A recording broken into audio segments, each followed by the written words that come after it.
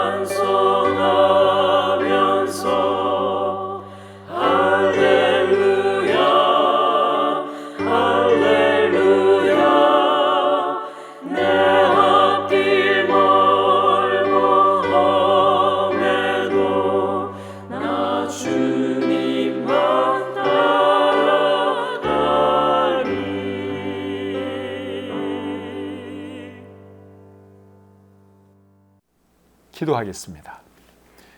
하나님 아버지, 오늘도 하나님 은혜 가운데 하루 생활 잘 마치게 해주시고 이 시간을 기억하고 우리 사랑하는 성도님들 또 하나님을 예배할 수 있도록 불러주신 것 감사합니다. 온 마음을 다해 우리 하나님을 예배하는 이 시간이 되도록 도와주시고 인도해 주시옵소서. 우리 가정의 어린아이들도 이 시간 함께하고 있습니다. 하나님, 어릴 때부터 말씀 가운데 잘 자라서 하나님께 큰 영광 돌리는 우리 교회 모든 아이들 되게 해 주시옵소서. 또 연로하신 어르신들도 우리 교회에 많이 계시는데 하나님, 육신은 연세가 들수록 쇠해질 수밖에 없지만 그래도 속사람은 늘 날로 새롭게 하시고 천국의 소망으로 충만케 해 주시옵소서. 이 시간을 주님께 의탁하오며 예수님의 이름으로 기도드립니다. 아멘. 찬송 한 곡 더 부르겠습니다.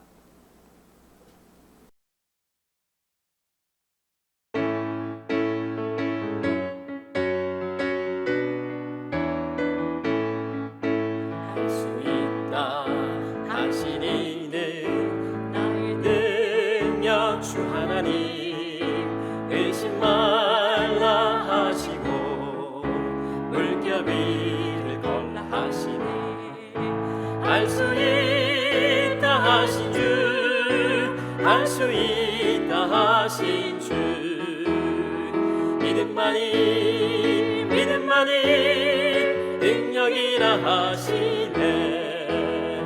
믿음만이 하나님 능력이라 하시네. 할 수 있다 하신 이는 나의 능력 주 하나님. 나를 바라보시고 능력 준다 하시네. 할 수 있다 하신 주, 할 수 있다 하신 주.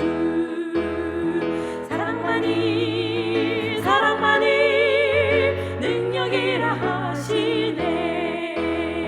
사랑만이 사랑만이 능력이라 하시네.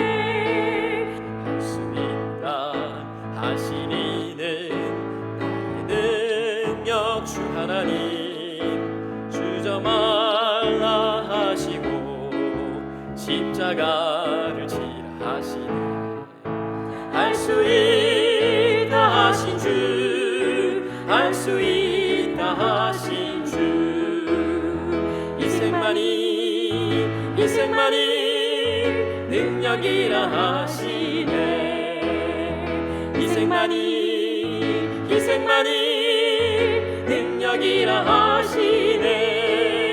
할 수 있다 하신 이는 나의 능력 주 하나님. 낙심 말라 하시고 기도하라 하시네. 할 수 있다 하신 주, 할 수 있다 하신 주. 기도만이 능력이라 하시네. 기도만이 능력이라 하시네. 할 수 있다 하신 주, 할 수 있다 하신 주. 기도만이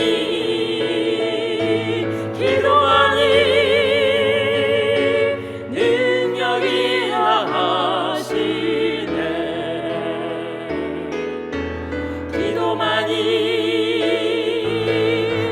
기도만이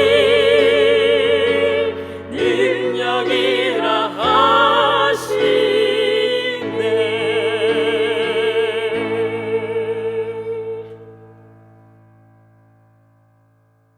오늘 함께 나눌 하나님 말씀은 잠언 24장 13절부터 22절까지의 말씀입니다.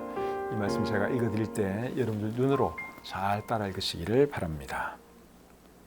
내 아들아 꿀을 먹으라 이것이 좋으니라. 송이 꿀을 먹으라 이것이 내 입에 다니라. 지혜가 내 영혼에게 이와 같은 줄을 알라. 이것을 얻으면 정령이 내 장래가 있겠고 내 소망이 끊어지지 아니하리라. 악한 자여 의인의 집을 엿보지 말며 그가 쉬는 처소를 헐지 말지니라. 대저 의인은 7번 넘어질지라도 다시 일어나려니와 악인은 재앙으로 말미암아 엎드러지느니라. 내 원수가 넘어질 때에 즐거워하지 말며 그가 엎드러질 때에 마음에 기뻐하지 말라. 여호와께서 이것을 보시고 기뻐하지 아니하사 그의 진노를 그에게서 옮기실까 두려우니라. 너는 행악자들로 말미암아 분을 품지 말며 악인의 형통함을 부러워하지 말라. 대저 행악자는 장래가 없겠고 악인의 등불은 꺼지리라. 내 아들아 여호와와 왕을 경외하고 반역자와 더불어 사귀지 말라. 대저 그들의 재앙은 속히 임하리니 그 둘의 멸망을 누가 알랴. 아멘. 오늘은 잠언 24장 13절부터 22절까지 말씀을 읽어드렸습니다. 이 말씀을 통해서 하나님께서 우리에게 주시는 교훈이 무엇인지 함께 배워보도록 하겠습니다. 13절 14절 제가 다시 한번 읽겠습니다. 내 아들아 꿀을 먹으라 이것이 좋으니라. 송이 꿀을 먹으라 이것이 내 입에 다니라. 지혜가 내 영혼에게 이와 같은 줄을 알라. 이것을 얻으면 정령이 내 장래가 있겠고 내 소망이 끊어지지 아니하리라. 13절에 보니까 꿀을 먹을 것을 말씀하고 있죠. 꿀은 참 맛있습니다. 그런데 꿀 중에서도 어떤 꿀을 먹으라 그랬어요? 송이꿀을 먹으라 그렇게 말씀을 하고 있습니다. 송이꿀이 뭘까요? 꿀을 채취하는 사람들 보면 벌집을 통째로 꺼내죠. 그러면은 그 벌집에 이제 꿀이 가득하고 꿀이 뚝뚝 떨어지는 거 여러분 혹시 TV에서 보셨으리라고 생각합니다. 이제 그런 것이 송이꿀이죠. 그런데 왜 꿀을 먹으라고 여기서 말씀을 하고 있느냐? 그것은 지혜가 우리 영혼에 꿀과 같은 역할을 하기 때문에 꿀을 먹어라 그렇게 말씀을 하고 있는 것이죠. 14절을 보겠습니다. 14절. 지혜가 내 영혼에게 이와 같은 줄을 알라. 그러니까 지혜가 꿀과 같다는 것입니다. 우리 영혼에게 꿀과 같은 역할을 지혜가 한다. 그러한 말씀이죠. 그리고 14절에 하는 말씀이 뭔가 하면 이것을 얻으면 정령이 내 장래가 있겠고 내 소망이 끊어지지 아니하리라 그렇게 말씀을 하고 있습니다. 여러분, 근데 지혜를 얻으면 진짜 우리의 장래가 있고 우리의 소망이 끊어지지 않는 겁니까? 사람이 지혜를 좀 얻었다고 해서 정말 그렇게 되는 건가요? 성경이 그렇게 말을 하고 있으니까 그렇게 되는 거 맞습니다. 왜 지혜를 얻으면 우리의 장래가 있고 우리에게 소망이 끊어지지 않는가 하면 잠언에서 말하는 지혜는 하나님을 경외하는 것이기 때문에 그렇습니다. 잠언 9장 10절에 보면 무엇이 지혜의 근본이라고 했죠? 여호와를 경외하는 것이 지혜의 근본이라고 말씀을 하고 있죠. 그래서 잠언이 말하는 지혜는 하나님을 경외하는 그것을 의미합니다. 잠언 23장 17절과 18절에는 이런 말씀이 있습니다. 내 마음으로 죄인의 형통을 부러워하지 말고 항상 여호와를 경외하라. 정령이 내 장래가 있겠고 내 소망이 끊어지지 아니하리라. 여기 보면은 하나님 경외하면 내 장래가 있겠고 내 소망이 끊어지지 아니할 것이다. 그 말씀을 하고 있죠. 그래서 우리가 하나님을 잘 섬겨야 하는 것입니다. 하나님 잘 섬기면 우리의 장래가 있습니다. 소망이 끊어지지 않습니다. 그래서 우리의 육신에는 좋은 꿀이 도움이 되는 것처럼 우리의 영혼에는 지혜, 즉 하나님을 경외하는 것이 절대적으로 필요하다. 그 말씀이 13절과 14절 말씀의 내용입니다. 15절과 16절 보겠습니다. 15절, 16절. 악한 자여 의인의 집을 엿보지 말며 그가 쉬는 처소를 헐지 말지니라. 대저 의인은 7번 넘어질지라도 다시 일어나리니와 악인은 재앙으로 말미암아 엎드러지느니라. 15절과 16절 말씀을 읽었는데 15절과 16절은 그냥 한 구절씩 따로 이해를 해도 크게 상관은 없습니다. 그런데 15절과 16절은 서로 연관이 있는 말씀이에요. 우리 개역 개정판 성경으로는 그것이 표가 잘 안 나는데 히브리어 성경이나 영어 성경으로 보시면 16절 앞에 왜냐하면 이런 단어가 있습니다. 왜냐하면. 그러니까 16절 말씀은 15절 말씀을 먼저 하고 그다음에 그 이유를 이제 16절에서 설명을 하고 있는 것입니다. 15절을 제가 다시 한번 읽겠습니다. 악한 자여 의인의 집을 엿보지 말며 그가 쉬는 처소를 헐지 말지어다. 여기까지는 우리가 뭐 어렵지 않게 이해가 되지요. 근데 그 이유가 뭔가 하면 16절 말씀이에요. 자, 그 이유가 뭔지 16절을 또 보겠습니다.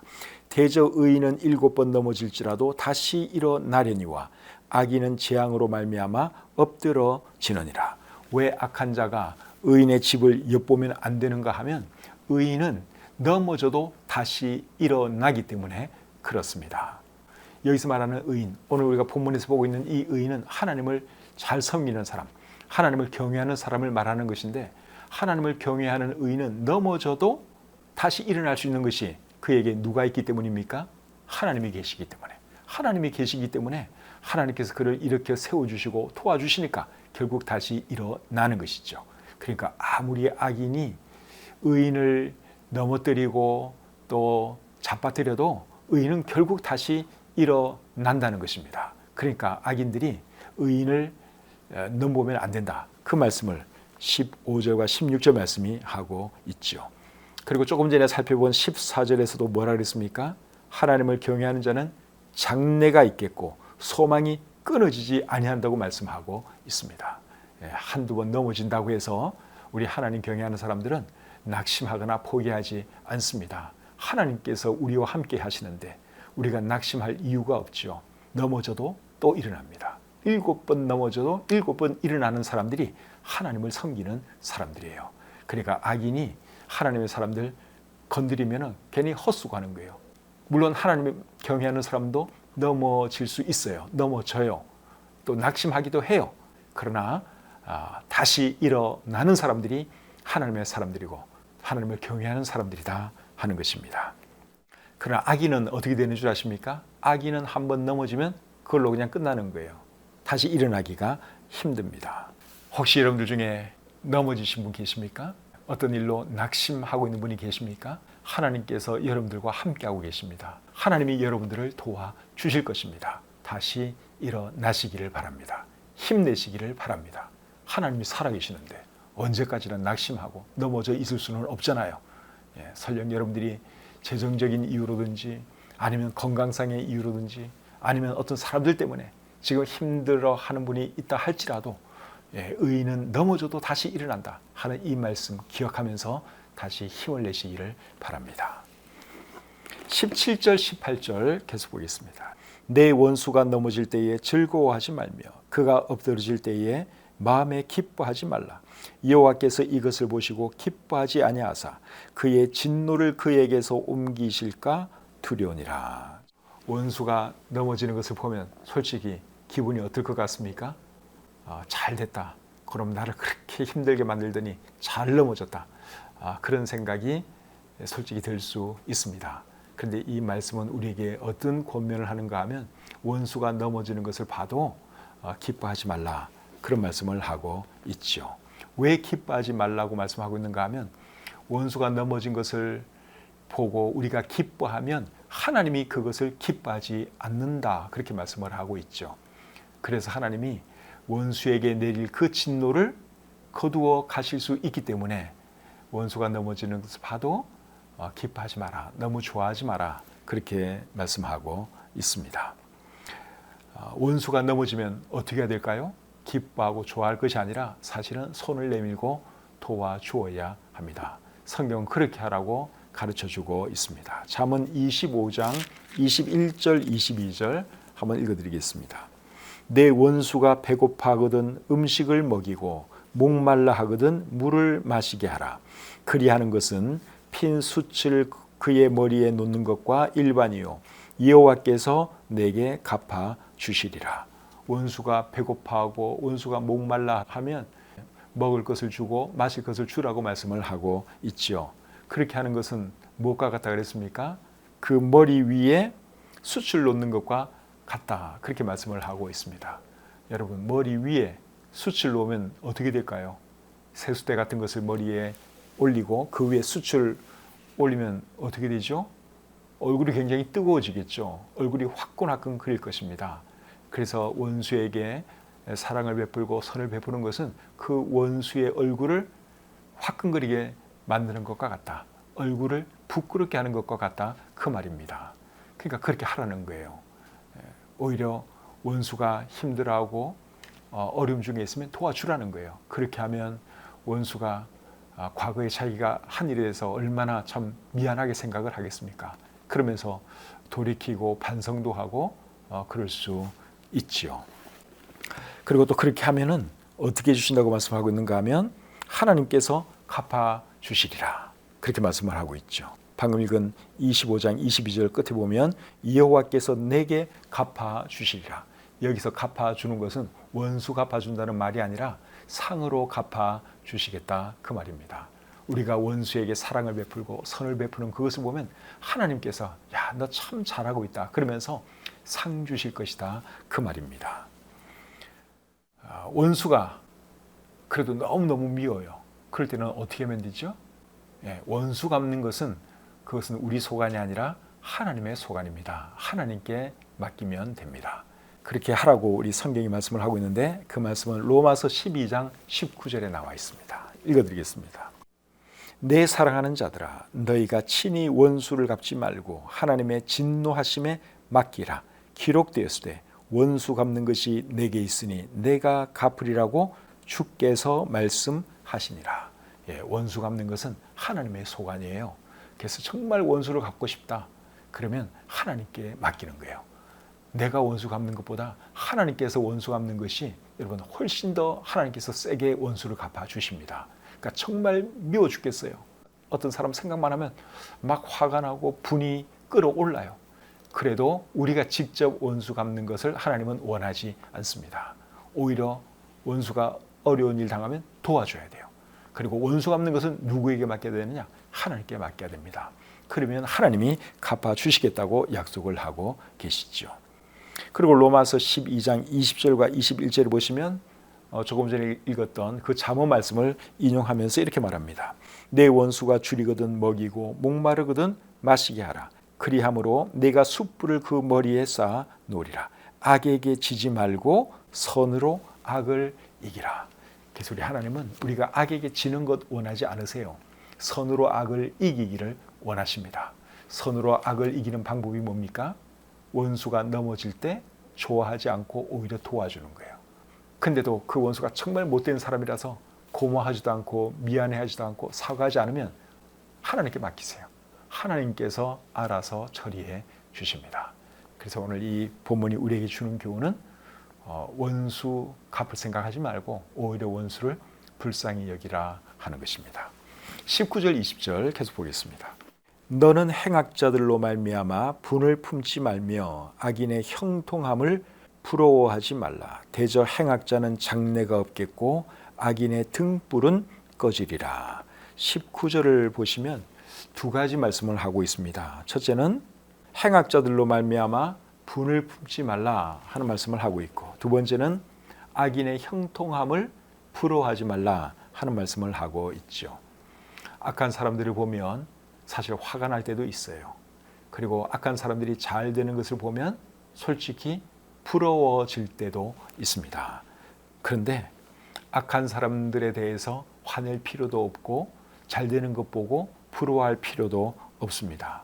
왜 그런가 하면 20절에 뭐라고 말씀을 하고 있어요? 대저 행악자는 장래가 없겠고 악인의 등불은 꺼지리라. 악한 사람들은 결국은 망할 것이기 때문에 그 사람들에 대해서 화를 낼 필요도 없고 그 사람들이 조금 잘 되는 것 보면서 부러워할 것도 없다. 그것이죠. 그래서 악인들은 결국 망한다 하는 것입니다. 언제 망할까요? 살았을 때 망할 수도 있고 살았을 때 망하지 않으면 죽은 뒤에 저 세상에 가서 반드시 망하게 되어 있습니다. 죽는 순간 악인들은 희망이 사라지는 거예요. 죽는 것이 그들에게는 절망의 순간입니다. 그러나 의인은 어떻습니까? 죽는 순간에도 소망이 있죠. 이것이 의인과 악인의 차이입니다. 잠언 14장 32절에 이런 말씀이 있습니다. 악인은 그의 환난에 엎드러져도 의인은 그의 죽음에도 소망이 있느니라. 악인이 조금 잘 되는 것 같아도 그게 계속 잘 되는 것이 아닙니다. 하나님께서 이 땅에서 벌을 내리실 수도 있고 또 설령 이 땅에서 벌을 안 내려도 그가 죽은 뒤에 하나님께서 반드시 심판하십니다. 그러니까 죽는 순간이 악인들은 모든 것이 끝나는 거예요. 절망의 시간입니다. 그러나 우리 믿는 사람들은 죽음 앞에서도 소망이 있다는 것이죠. 얼마나 감사합니까? 그러니까 악인 보고 화를 낼 필요도 없고 악인 잘 되는 것 보고 부러워할 필요도 없다 하는 것이죠. 우리가 먼저 이 세상에 소망을 두고 사는 사람들입니까? 우리는 하나님 바라보고 사는 사람들이고 하나님께 소망 두고 살아가는 사람들인데 악인이 잘 되든 못 되든 그거 신경 쓸 필요가 없죠. 우리는 우리 할 일 잘하면 되는 것이고 하나님 잘 섬기면 되는 것입니다. 이제 마지막으로 21절 22절 보겠습니다. 내 아들아 여호와와 왕을 경외하고 반역자와 더불어 사귀지 말라. 대저 그들의 재앙은 속히 임하리니 그 둘의 멸망을 누가 알랴. 여기 보니까 하나님과 왕을 경외하고 반역자를 사귀지 말라 하는 말씀을 하고 있죠. 하나님 경외하는 것은 이것은 너무나 당연한 일이고 또 왕에 대해서도 왕을 경외하라 그렇게 말씀을 하고 있는데 왕을 경외해야 하는 이유는 뭘까요? 그 이유는 왕은 하나님께서 세운 하나님의 대리자이기 때문에 그렇습니다. 그 말씀이 로마서 13장에 나오는데 한번 읽어드리겠습니다. 로마서 13장 1절과 2절입니다. 각 사람은 위에 있는 권세들에게 복종하라. 권세는 하나님으로부터 나지 않음이 없나니 모든 권세는 다 하나님께서 정하신 바라. 그러므로 권세를 거스르는 자는 하나님의 명을 거스름이니 거스르는 자들은 심판을 자취하리라. 그 다음에 4절도 보겠습니다. 그는 하나님의 사역자가 되어 내게 선을 베푸는 자니라. 그러나 내가 악을 행하거든 두려워라. 그가 공연히 칼을 가지지 아니하였으니 곧 하나님의 사역자가 되어 악을 행하는 자에게 진노하심을 따라 보응하는 자니라. 이 말씀을 잘 보시면 권세자들을 누가 세우십니까? 하나님께서 세우시죠. 그래서 우리 권세를 잡은 사람들, 이 세상의 통치자들은 자기가 하나님께서 세운 하나님의 대리자라고 하는 것을 인식하면서 통치를 바르게 해야 되는 겁니다. 하나님의 뜻을 존중하면서 하나님 뜻대로 통치를 해야 하는 것이죠. 그리고 그런 통치자를 우리는 어떻게 해야 되는 겁니까? 존중해야 하는 것이죠. 로마서 13장 6절 7절 말씀 계속 제가 읽어보겠습니다. 너희가 조세를 바치는 것도 이로 말미암음이라. 그들이 하나님의 일꾼이 되어 바로 이 일에 항상 힘쓰느니라. 모든 자에게 줄 것을 주되 조세를 받을 자에게 조세를 바치고 관세를 받을 자에게 관세를 바치고 두려워할 자를 두려워하며 존경할 자를 존경하라. 존경할 자가 누굽니까? 왕을 말하는 거예요. 통치자들을 말하는 것입니다. 그래서 왕에 대해서, 세상의 통치자들에 대해서는 우리가 존경하고 존중하는 마음을 가져야 하는 것이죠. 베드로전서 2장 17절에는 또 이런 말씀이 있습니다. 무사람을 공경하며 형제를 사랑하며 하나님을 두려워하며 왕을 존대하라.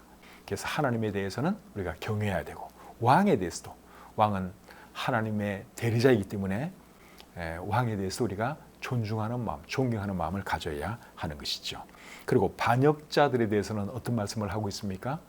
21절과 22절 제가 다시 한번 읽어보겠습니다. 내 아들아, 여호와와 왕을 경외하고 반역자와 더불어 사귀지 말라. 대저 그들의 재앙은 속히 임하리니 그 둘의 멸망을 누가 알랴. 반역자와 더불어 사귀지 말라, 그렇게 말씀을 하고 있는데 그 이유가 뭡니까? 반역자나 반역자들을 사귀는 자들은 결국은 멸망할 것이기 때문이다, 그렇게 말씀을 하고 있죠. 22절 말씀을 우리말 성경은 이렇게 번역을 했습니다. 이는 그런 사람들에게 갑자기 재앙이 닥칠 것이기 때문이다. 여호와와 왕이 어떤 몰락을 가져다 줄지 누가 알겠느냐. 그러니까 결국은 반역자나 반역자를 사귀는 자는 멸망당한다, 그 말입니다. 그렇기 때문에 우리는 반역자가 되어도 안 되고 반역자와 사귀는 사람이 되어도 안 되는 것이죠. 그래서 우리 하나님은 절대로 반역자 좋아하지 않습니다. 반역자 편드는 사람도 좋아하지 않습니다. 그래서 우리는 절대로 사람들 뒤통수 치는 그런 일 해서도 안 되고 신의를 저버리는 그런 사람이 되어도 안 되는 것이죠. 항상 사람은 신의를 지킬 줄 알아야 됩니다. 쉬운 말로 의리가 있어야 하는 것이죠.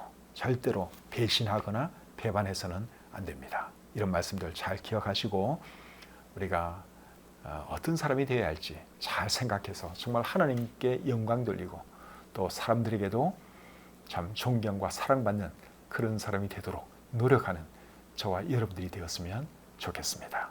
찬송 부르겠습니다.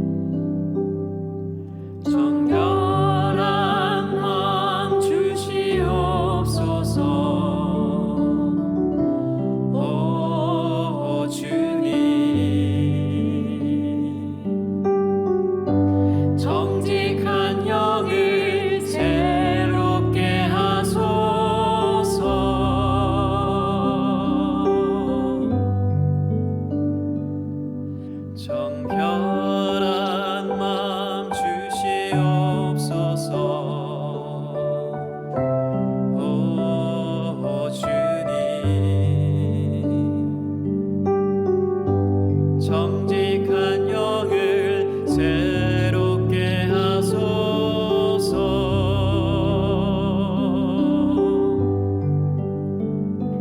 나를 주님 앞에서 멀리 하지 마시고 주의 성령을 거두지 마옵소서.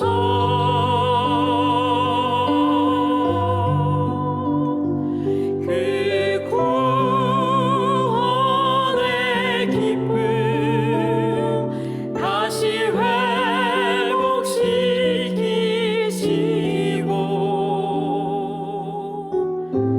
변치 않는 맘 내 안에 주소서.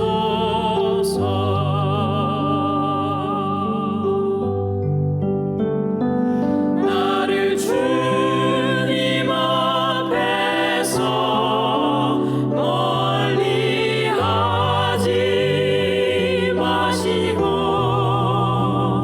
주의 성령을 거두지 마옵소서.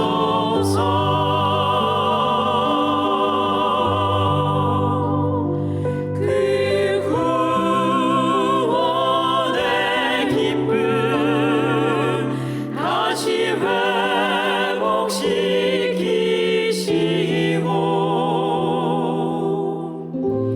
변치 않는 맘 내 안에 주소서.